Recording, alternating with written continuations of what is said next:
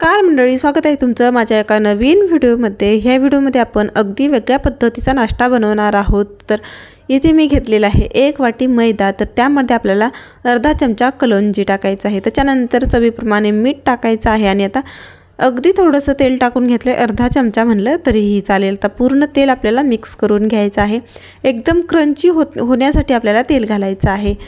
तर पाहू शकता मी अशा प्रकारे तेल हातावर सगळं चोळून घेत आहे। सगळीकडे तेल हे आपल्याला लावून घ्यायचं आहे। तर आता सगळीकडे तेल हे लावून घेतलेलं आहे पूर्ण मैद्याला। आता आपल्याला थोडं थोडं पाणी टाकायचं आहे आणि छान याचा एक गोळा बनवून घ्यायचा आहे। पाहू शकता एकदम असं टाकू नका, थोडं थोडं टाकत चला आणि छान याचा गोळा बनवून घ्या।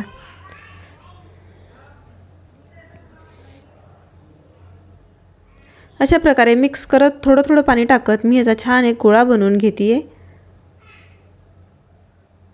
मैद्याला जास्त पाणी नाही लागत, अगदी थोड्या पाण्यामध्ये छान असा एक गोळा तयार होतो।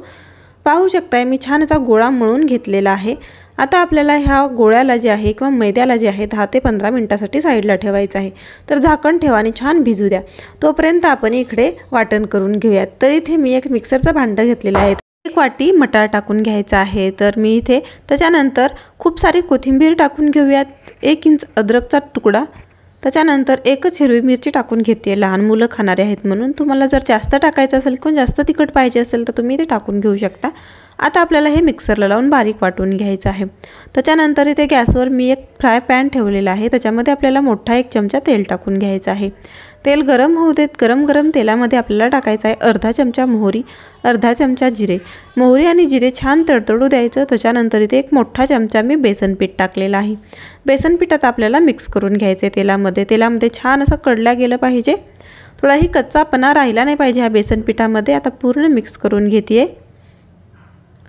तर 1 मिनिट छान परतून घेतलं मी बेसन पिठाला, पाहू शकताय तुम्ही।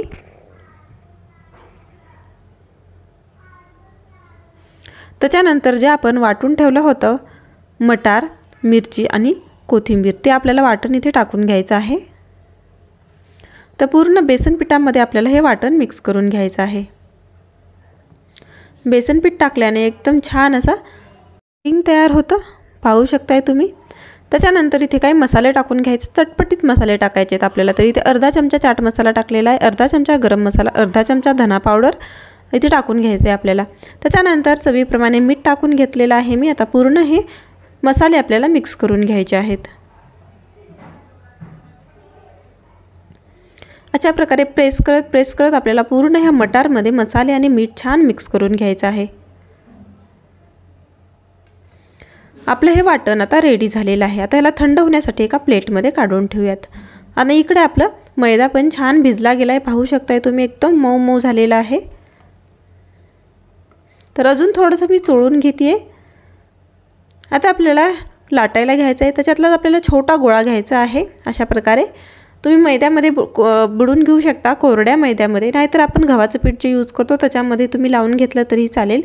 आपल्या कोळपाटाला किंवा हे लाटण्याला चिटकू शकतं, म्हणून थोडं थोडं तुम्ही कोरडं पीठ लावू शकता।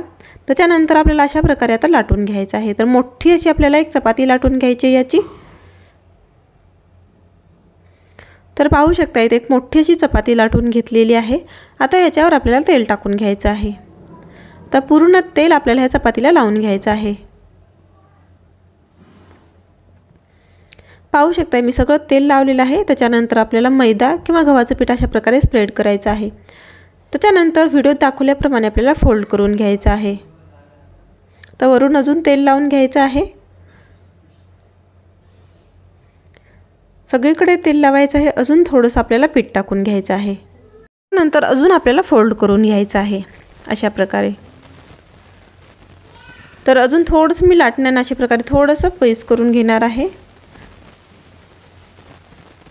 त्याच्यानंतर आपल्याला अशा प्रकारे गोल गोल फोल्ड करायचं आहे, पाहू शकताय, व्हिडिओत दाखवते मी।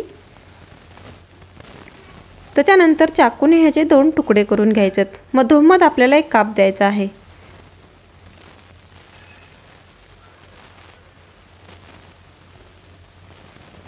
तर पाहू शकता अशा प्रकारे 2 तुकडे केलेले आहेत। याच्याने आपल्या जे कचोरी असो किंवा काही म्हणू शकता तुम्ही त्याला खूप छान लेयर सुटतील। आता आता मी अगदी थोडं लाटून घेणार आहे, जास्त नाही लाटायचे, अगदी छोटंसं आपल्याला हे लाटून घ्यायचं आहे। पाहू शकता एवढ्या साईजमध्ये मी लाटून घेतलेला आहे।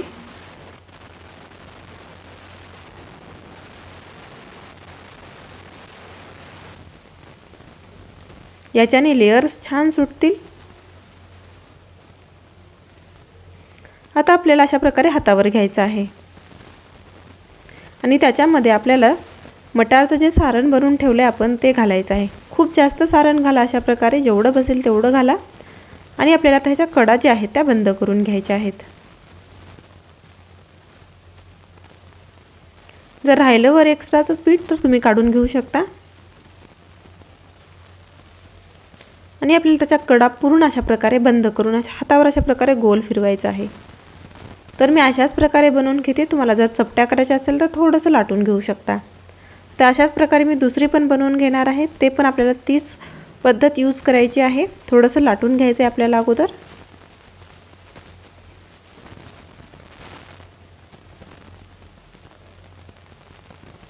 तशाच प्रकारे आता हातावर घ्यायचे आहे आपल्याला, ह्याच्यावर खूप जास्त मटार भरायचं आहे आणि बंद करून टाकायचं आहे। एक्स्ट्राचं पीठ काढायचं आहे आणि हातावर अशा प्रकारे गोल करायचं आहे। अशाच प्रकारे मी राहिलेल्या पिठाचं पण करून घेणार आहे।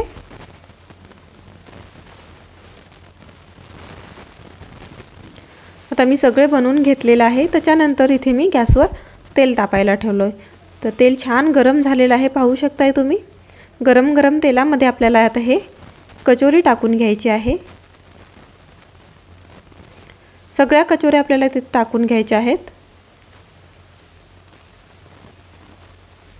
तर 2 मिनिटं त्याला खालून छान तळून घ्या, त्याच्यानंतरच आपल्याला पलटवायचं आहे। एकदम त्याला पलटवू नका, टाकल्या खालून छान त्याला तळू द्या आणि त्याच्यानंतरच त्याला पलटवायचं आहे।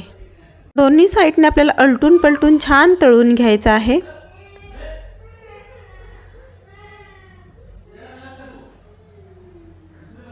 पाहू शकताय मी त्याला अशा प्रकारे दुसऱ्या साईडने पलटवून टाकते आणि दोन्ही साईडने आपल्याला त्याचा कलर चेंज होईपर्यंत तळून घ्यायचा आहे।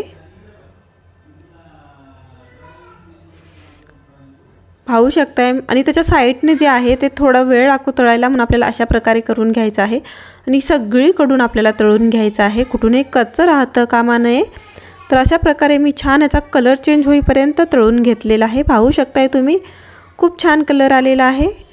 अशा प्रकारे तेल तुम्ही टाकून घेऊ शकता।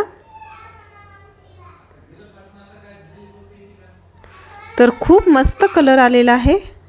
आता आपल्याला बाहेर काढून घ्यायचं आहे। तर मी आता बाहेर काढून घेते, एका प्लेटमध्ये आपल्याला काढून घ्यायचं आहे। पाहू शकताय किती मस्त झालेले आहेत आणि कलर पण खूप छान आलेला आहे, एकदम क्रंची झालेले आहेत। तर सगळे मी अशाच प्रकारे आता बनवून घेऊन तळून घेतलेले आहेत आणि तुम्ही असंच सर्व करू शकता, केचपसोबत सर्व करू शकता किंवा चटणीही बनवू शकता। चटणीची जर तुम्हाला रेसिपी पाहिजे असेल तर मी मागल्या व्हिडिओमध्ये अपलोड केली आहे, नक्की बघा, ती पण रेसिपी बघा। चटणी खूप छान झाली होती टेस्टला।